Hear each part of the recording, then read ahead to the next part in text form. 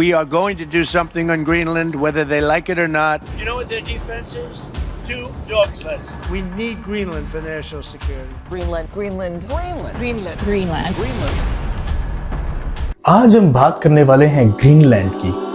सवाल ये है कि बर्फ से ढका हुआ ये आइलैंड अचानक दुनिया की तवज्जो का मरकज क्यों बन गया और अमेरिका इसके पीछे इतनी शिद्दत से क्यों पड़ा हुआ है। असल वजह सिर्फ मिनरल्स, ऑयल या सिक्योरिटी नहीं, बल्कि इससे भी ज़्यादा बड़ी बात है। ऐसी बात जो पूरी दुनिया का निज़ाम बदल सकती है।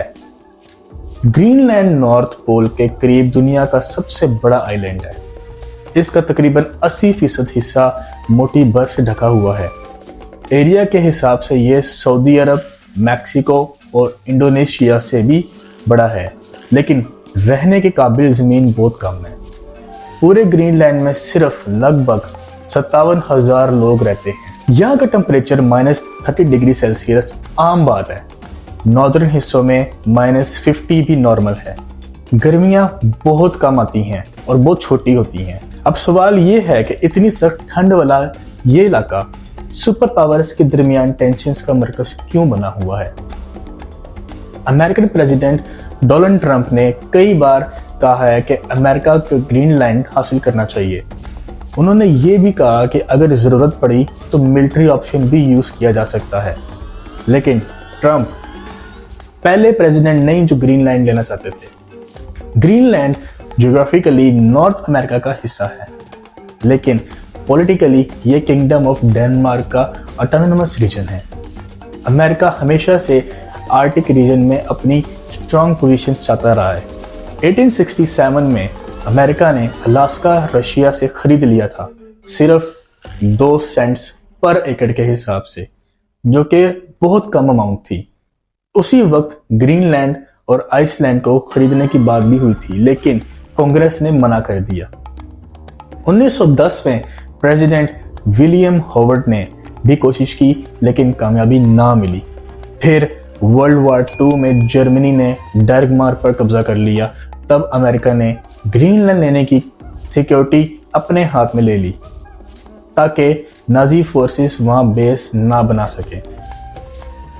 1946 में प्रेसिडेंट हैरी ट्रूमैन ने डेनमार्क को $100 मिलियन का गोल्ड ऑफर किया, जो कि ग्रीनलैंड के बदले में था। डेनमार्क ने मना कर दिया, लेकिन अमेरिका को मिलिट्री बेसिस बनाने की इजाजत दे दी।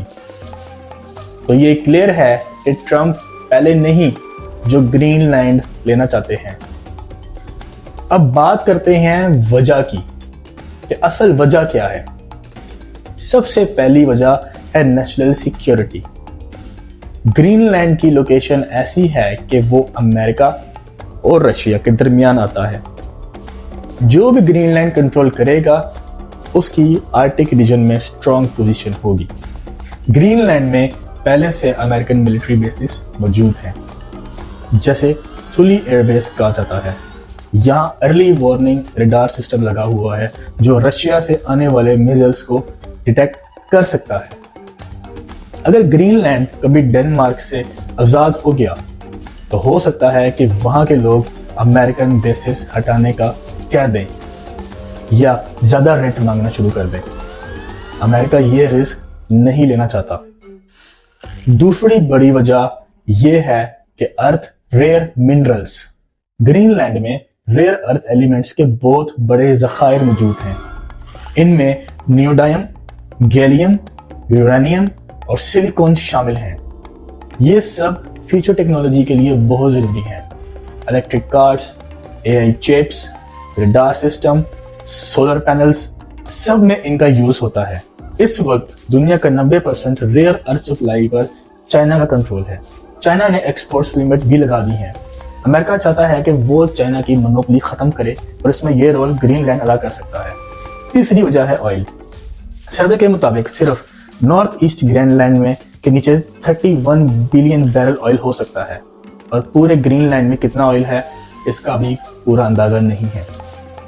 चौथी वजह यह है कि इंटरनेट केबल्स।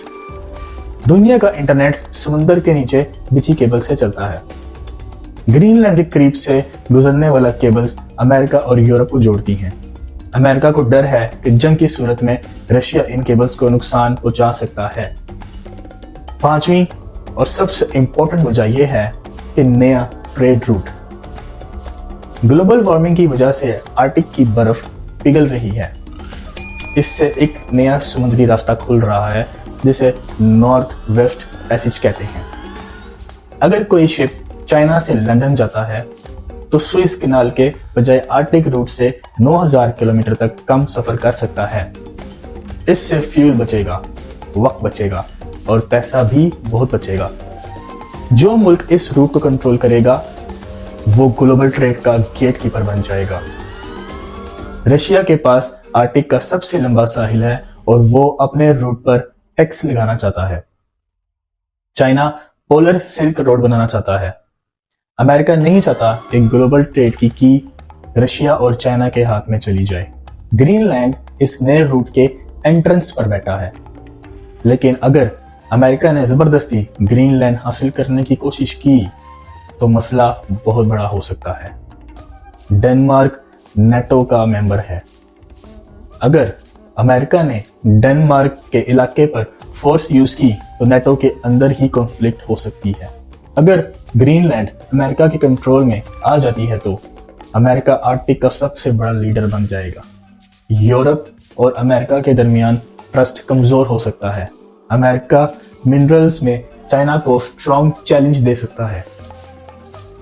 माइनिंग से ग्रीनलैंड का एनवायरनमेंट और इकोसिस्टम तबाह हो सकता है।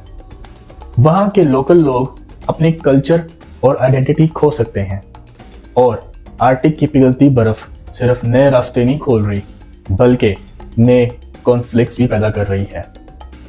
ग्रीनलैंड का फैसला सिर्फ एक आइलैंड का फैसला नहीं, ये आने वाले 100 साल की ग्लोबल पॉलिटिक्स का फैसला हो सकता है। ये अमन की तरफ जाएगा या वर्ल्ड वॉर 3 की तरफ, ये तो वक्त ही बताएगा। उम्मीद है आपको ये एक्सप्लेनेशन पसंद आई होगी। जल्दी से चैनल को लाइक और सब्सक्राइब कर दें ताकि आने वाली वीडियोस आपको मिलती रहें। तब तक के लिए सी यू अराउंड, बाय बाय।